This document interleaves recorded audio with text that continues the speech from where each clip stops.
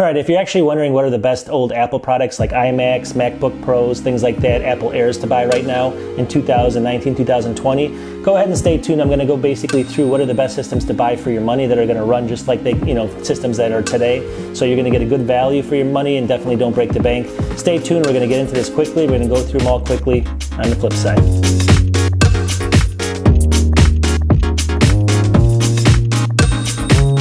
Alrighty, really quickly before we dive into the list here, these are going to be systems that are going to run really good today, but doesn't mean that they're going to possibly do like 4K editing. They're going to basically run, comparable to another laptop or maybe an iMac today, doing basic tasks, a 1080p video, browsing the web, looking at pictures, things like that. So, they're going to be systems that you won't even notice a difference on those type of tasks. When you get into super high-end, like, video editing on 8K, obviously you may have to go with the newer stuff, but these are systems that are going to save you thousands of dollars, and you're going to get a very similar experience, and you may have to do a couple upgrades. Keep that in mind. I'm going to show you guys what those are, but stay tuned. And then on the flip side, definitely leave some comments and let me know your thoughts. Let me know if you guys agree with this or not. But anyways, we all have our own opinions, but these are just mine. But let's go ahead and dive into it. All right, so on number 5, the spot's going to be the Apple MacBook Pro 13-inch 2012, mid 2012. So 2012 mid MacBook Pro 13-inch. The reason for this is because of the cost. Now this is going to be, if you want something that's basically going to be able to do very basic tasks, just for browsing the web and doing email, you can usually get these for under $200.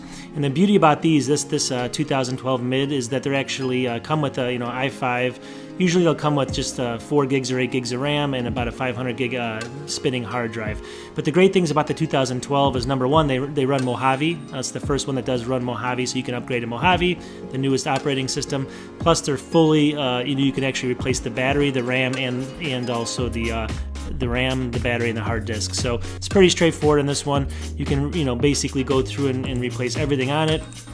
Let's go ahead here and take a look at for $160 or whatever that was. Obviously you're going to get a pretty solid system. It's going to have a couple scuffs on it and things like that. It also has all the ports that you need. So that's my first one I want to show you. That's for sheer cost alone. You just want kind of a burner unit that you want to basically go through, and it's very cheap. You can kind of throw it in your backpack and go, and it'll do all the basic stuff very well right now in 2019, 2020. So honorable mention, this is not actually the fourth, this is just a quick honorable mention. If you want something really, really light, go for something like a 2014 MacBook Air. Obviously they're not Retina. This one's got 8 gigs of RAM and 128 gig of SSD, and it's only $379. So if you want something really, really thin computer here, something a little bit smaller than the one I just showed you, throw this in your backpack because it's going to be lighter. You can get something just like this for 300 and something and change, and this is a grade A up here. So this is just an honorable mention, just because I think this one and then the 2012 are kind of tied. All right, so let's go into number 4. All right, so number 4 is going to be the Apple MacBook Pro 15-inch Retina, and it's late 2013. The reason late 2013 is important is because you can get a 2014. It's going to have basically the same CPU, and it's going to be more expensive. So get the late 2013. This one's an i7, 2.3 gigahertz. It's got a 260 gigabyte SSD drive and 8 gigs of RAM. These are going to be somewhere in the 500s, high 400s to low 500s. Again, we can go ahead and take a look at, there's going to be, depending on the quality that you want to get these systems, they're going to have obviously a couple little scuffs here and there. Just make sure you're not getting certain types of like lamination issues with the screens and stuff like that. But generally this is the cheapest basically Retina that you can get, or it's one of the better Retinas, the late 2013 Retinas. So if you want a Retina screen and you want the screen to be pretty sharp, go with this one here. As you can see as we go down, it's going to have the 2880 by 1800 resolution on this, and it comes with the Iris Pro 1536 graphics. So again, that's if you're looking for a computer that's going to do it's going to be very capable in today, running almost all the applications, doing 1080p video, things like that. It's probably not going to be able to do 4K, but pretty much anything you throw at this thing, it's going to be able to do, and it's going to have a really good screen. Okay, let's go into number 3. All right, so number 3 is going to, some people may switch this one with my number 4, but number 3 is going to probably be the Apple Mac Mini late 2012, and it's usually the i7 model. So the reason for this is basically you can pick one of these up for in the mid 300s, sometimes even lower than this, sometimes high 200s, mid 300s, somewhere in there. And they basically are going to come with, this is one of the few ones that has the quad core CPU. Don't forget the Mac Minis going back to 2 cores or like later in the 2014, 2015s, they were all just dual core. But the 2012 was a quad core, and you basically get an i7 with 16 gigs of RAM. This one has a 500 gigabyte SSD, which was probably replaced, obviously. But you can open these up very quickly and replace the, they're fully, upgradable RAM. It's very easy. The disk is very easy. So that's another reason to get this. It's got a full quad core, and the newer ones don't even have that. So just, obviously keep that in mind when you're thinking about it. And an i7. So again, this system is going to be very capable. It's going to be very capable of just 1080p video. If you buy an external monitor, you probably can run a little bit higher resolution on this one as well, like maybe 1440p. This is going to have a lot of different cabling and stuff like that as well. I think it comes with the new 3.0 USB as well. So just it has tons of ports, and you can do a lot of stuff with it. But for this cost, this is a great system if you want to get into the Mac OS. So that's number 3. So my number 2 pick is going to be, alright, so my number 2 is going to be the mid-2012 unibody 15-inch MacBook Pro. And the reason I like this is because it's going to have usually the 1440 by 900 screen, which isn't the best. But you can get these this is a little bit more expensive because it's got an upgrade. But you can get these between like 3 something and low 400s to the mid 300s, somewhere in there as well. So it does have the screen's okay, obviously, but it's a workhorse. It's basically fully upgradable. It's a 2012. It runs Mojave. It also has an i7. This one in particular has i7, 16 gigs of RAM, and a 500 gigabyte SSD drive. Obviously, that's probably been replaced as well. These are really good just because they run the M650, the 650M, graphics cards. And again, really good machines for 1080p video, things like that. You can replace the batteries. You can put in SSDs. Anything you want to do with this thing, kind of if you like to tinker with these type of systems, definitely pick one up. They're really fun kind of to tinker with. 2 drawbacks are really going to be the size of it. It's really going to be, it's a bigger screen at the 15-inch, so you're talking about 4.5 pounds or somewhere in there, so it's pretty heavy. And the other thing is going to be that screen. It's not Retina.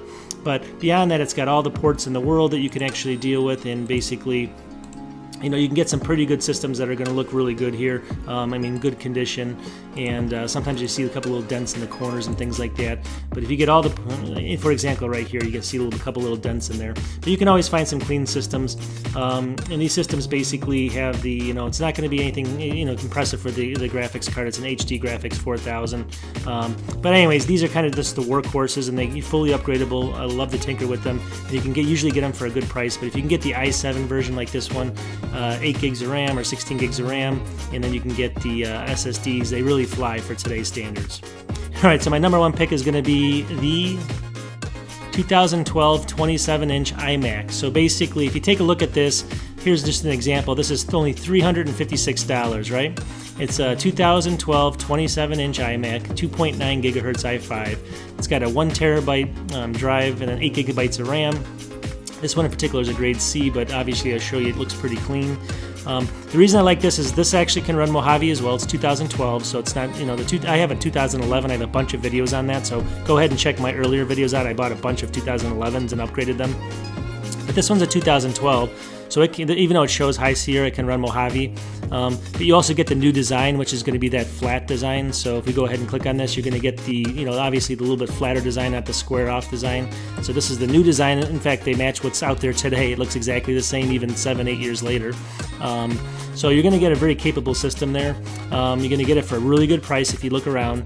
And on top of it, if you look at my earlier videos, I show you using Thunderbolt how to run without opening this up. You can basically run off your whole entire OS off an SSD, and you have to use your Thunderbolt cable, and you can actually connect to like a Lacy external SSD. I use an Evo drive in there, a Samsung Evo, and everything runs super fast, around 400 megabits per second on the read and writes on that drive. And this system will be basically brand new as far as just basic tasks, 1080p. It'll be really, really fast if you do that. Plus, you get a beautiful screen. People won't even know if it's new or old.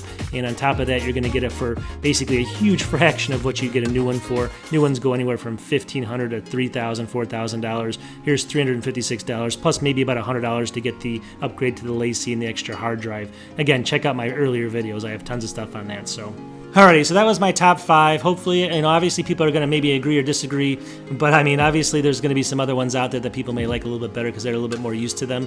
But these are all pretty, obviously capable units, I would say. I mean, if you pick them up and you get a good unit, you can do almost anything that's basic, and most people won't even notice the performance differences between these and then the new ones. So take a look at these and take a look on eBay and things like that for some special costs there. Alright, so those are my picks and those are my reasons why. Obviously put things in the comments and let me know what you guys think on them. Again, these systems are great if you're basically looking at some just basic computing. Obviously, a lot of these things come with great screens and things like that. Other ones don't, and you got to do a couple little upgrades to them. So you got to factor in some of those costs as well. But when you factor in all the different costs, let me know what you think. I just wanted to kind of go through a quick list for everyone. And I do a lot of Mac videos like this and iMac videos, so hopefully you guys like it. Obviously, click the like button if you like my channel, and also the subscribe button if you can. It helps me out. I'm just trying to get my subscriber base up. I'm up to only around 200 subscribers. So anyways, we'll catch you guys next week. I make 2 or 3 videos a week, but I'll talk to you guys soon. Thanks.